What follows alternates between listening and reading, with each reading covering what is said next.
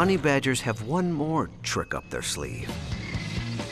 They release noxious fumes out of their butt.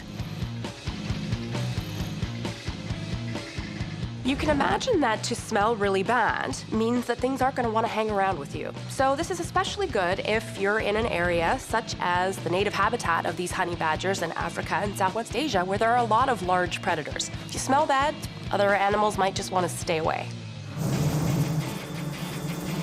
This female craves something sweet. She's raiding an African bee colony. When they're attacking a colony of African bees, they've actually been observed to almost fumigate the beehive before getting their way in there. And beekeepers have observed several dead bees at the entrance to their hives once honey badgers have been in there. So it's thought that they're perhaps using these strong anal glands as a defense as well as a fumigation mechanism.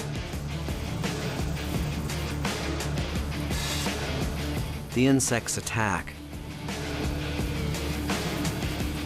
The cub is in the firing line of a hail of bee bullets. Mom's thick skin acts like a shield.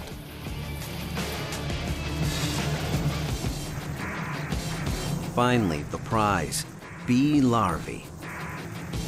And for the cub, a lesson in pain.